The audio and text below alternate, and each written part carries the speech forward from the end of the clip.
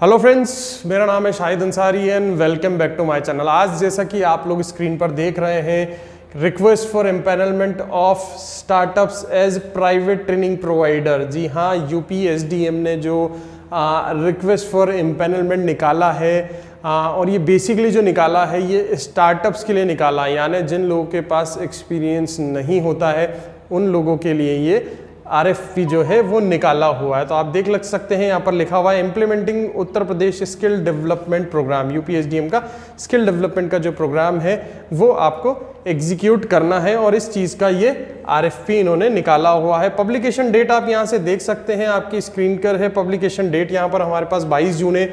Video हम थोड़ा सा लेट बना रहे हैं। 22 जून को आपको जो ये आरएफपी है, रिक्वेस्ट फॉर एम्पैनलमेंट है, आरएफई बोला गया है इसको, वो 22 जून को यहाँ हमारे पास आ चुका है। और इसकी बात करें हम, लास्ट डेट ऑफ सबमिशन जो कि है वो 17 जुलाई का हमारे पास यहाँ पर बताया गया है। यानी अभी भी काफ़ी टाइम है, हमारे पास 10 दिन है। हम इस आरएफपी को लगा सकते हैं, अच्छे से प्रिपेयर कर सकते हैं और फाइल कर सकते हैं हम लोग। तो आगे इसमें देखते हैं हम कि आरएफपी में क्या क्या चीज़ें होने वाली है वो हम देखते हैं। आगे आरएफपी बहुत बड़ा है, अबव 50 पेजेस का है, तो जो जो इंपॉर्टेंट पेजेस होंगे हम वही डिस्कस करेंगे। अननेसेसरली हम लोग इसको पूरा पढ़कर टाइम वेस्ट नहीं करेंगे। जो भी इंपॉर्टेंट चीज़ है हम वो डिस्कस करने वाले हैं। बट प्लीज़ वीडियो चालू करने से पहले प्लीज़ प्लीज़ प्लीज़ मेरे चैनल को सब्सक्राइब कीजिए, लाइक का बटन दबाइए, शेयर कीजिए, कमेंट कीजिए। तो आइए वीडियो चालू करते हैं।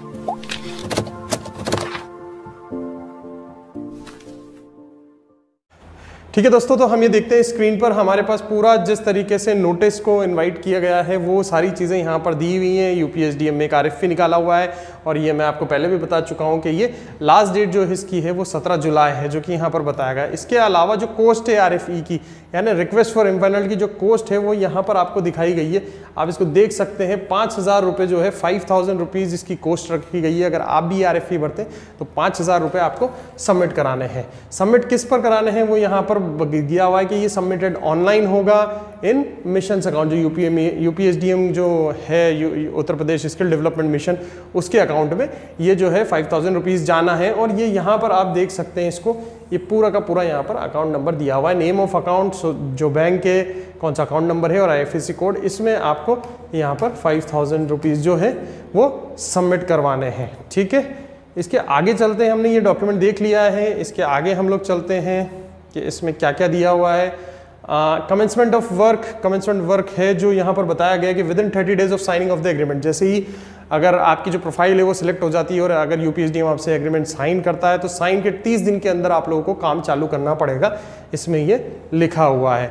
कुछ की इन्फॉर्मेशन इसमें बताई गई है कि भाई कौन है, नेम ऑफ द क्लाइंट कौन है, वो मैं आपको पहले ही बता चुका हूँ। उत्तर प्रदेश स्किल डेवलपमेंट सोसाइटी और मिशन है। एड्रेस जहाँ पर आपको प्रपोजल सबमिट करना है वो मिशन डायरेक्टर का ऑफिस है, government ITI campus Aliganj Lucknow. ये सारी चीज़ें दी हुई है। इसके अलावा मैंने आपको अभी बताया था कि 5,000 रुपये जो है वो आरएफई की कॉस्ट है।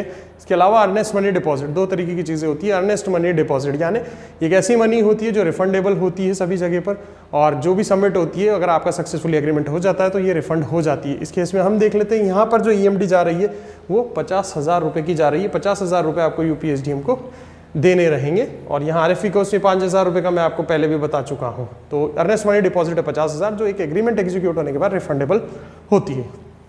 आगे हम देखते हैं डिस्ट्रिक्ट एंड सेक्टर्स के बारे में। यहाँ लिखा हुआ है कि कौन कौन से डिस्ट्रिक्ट्स हैं जो हम अप्लाई कर सकते हैं। तो इन्होंने वैसे तो ऑल यूपी बोला है कि सारे यूपी में कोई से भी डिस्ट्रिक्ट में आप इसमें अप्लाई कर सकते हैं। लास्ट पॉइंट है जी पॉइंट, हमें है PBG, selected applicant need to submit PBG of 10 lakh in form of DD. मैंने आपको पहले भी बताया कि एक तो होता है ईएमडी, अर्नेस्ट मनी डिपॉजिट, और एक होता है पीबीजी। पीबीजी यानी परफॉर्मेंस बैंक गारंटी। ये है आपकी परफॉर्मेंस से लिंक होती है। अगर आप परफॉर्मेंस अच्छी नहीं देंगे, जो भी टारगेट्स आपको मिले हैं अगर आप वो पूरा नहीं करेंगे तो आपकी जो है ये फॉरफिट कर ली जाती है। तो यहाँ पर हमारे पास फॉरफिट के लिए जो अमाउंट इन्होंने बताया हुआ वो 10 लाख रुपये का है। यानी अगर आप ऐसे सिलेक्शन हो जाता है तो परफॉर्मेंस बैंक गारंटी जो है हमारे पास वो यहाँ पर 10 लाख रुपए की, यानी 10 लाख रुपए आपको एज ए डिमांड ड्राफ्ट बनाकर देना पड़ता है।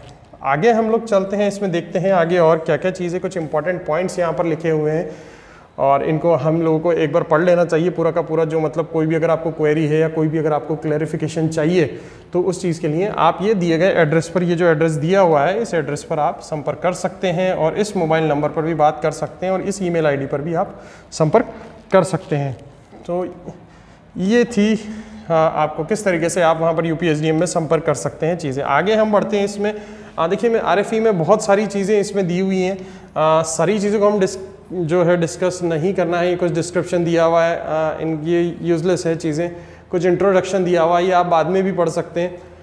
ये कुछ बताया हुआ है कि भाई आरएफई में जो मतलब जो फाइनेंस हो रहा है वो किन किन चीज़ों के अंडर हो रहा है, तो ये 4 चीज़ें यहाँ पर बताई हुई हैं।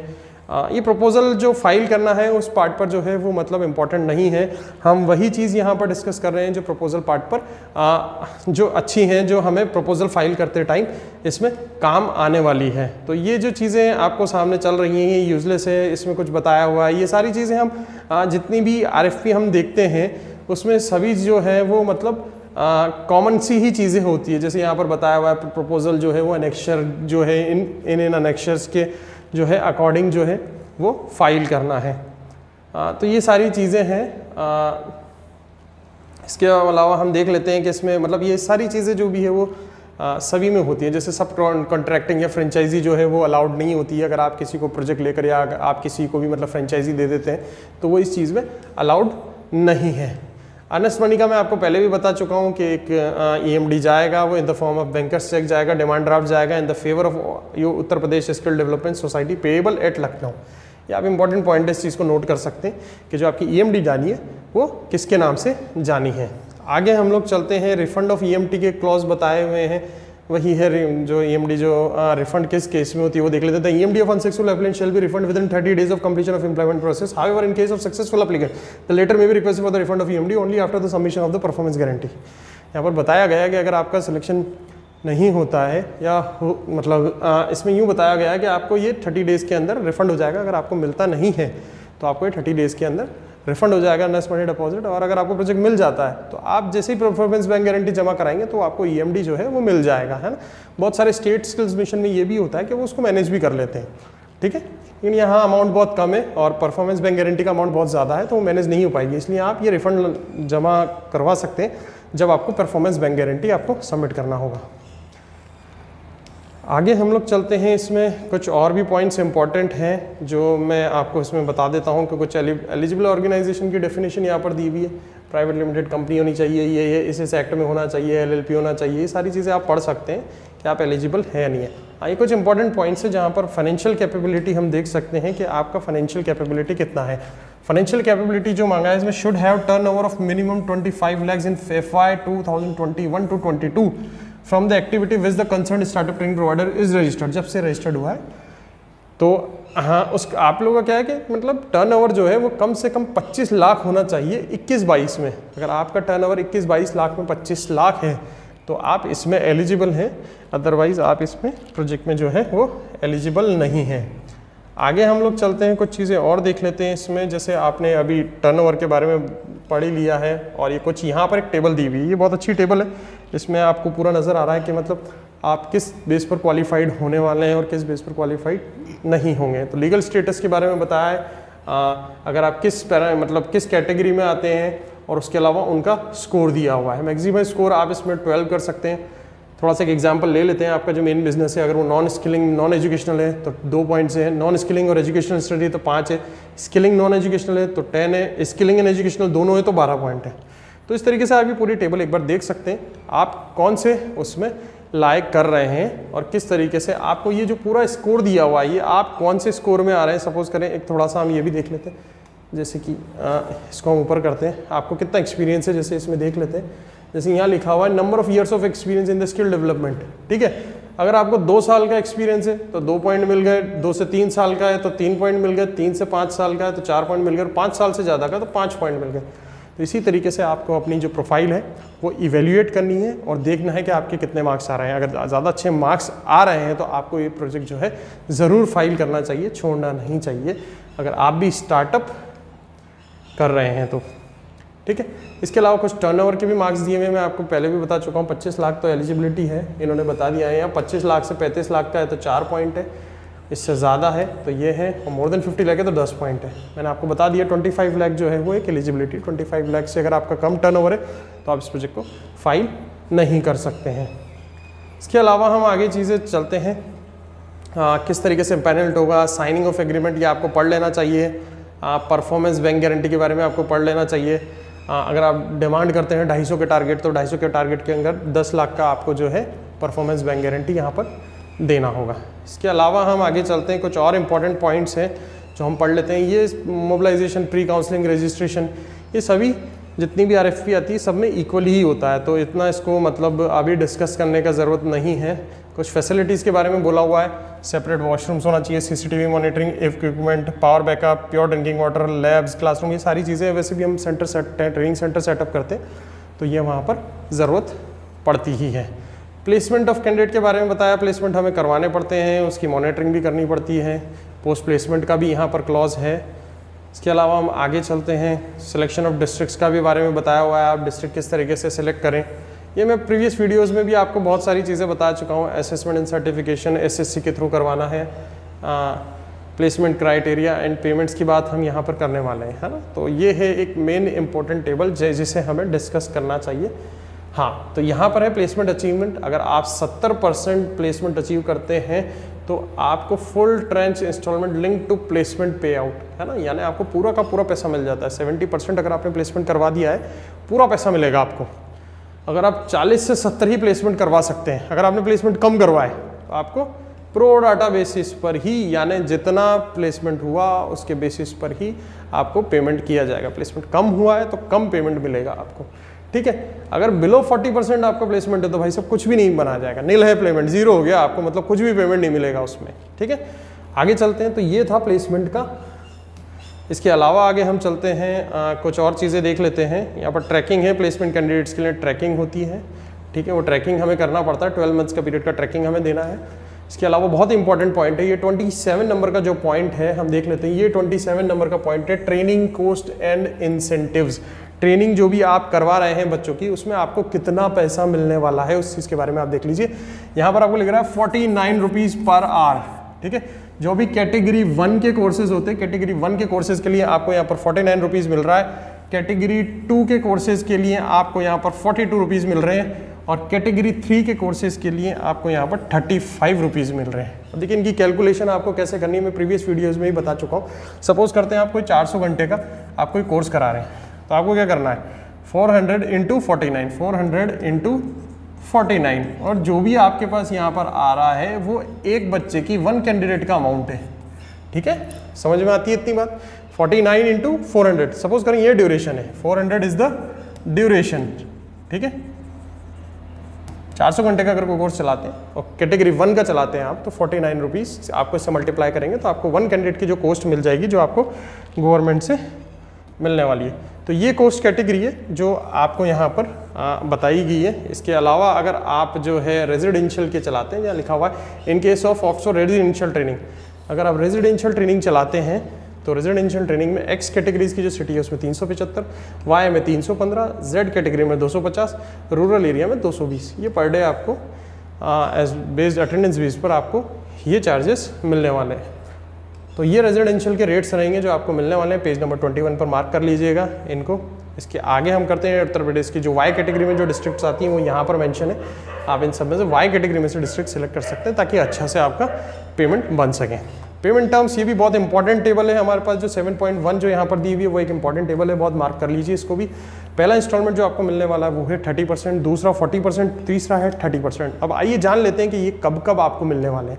सबसे पहला 30% जो है, जैसे ही आप एग्रीमेंट साइन करते हैं तो टोटल प्रोजेक्ट का कॉस्ट जितना भी आपका 30% वो आपको मिल जाता है।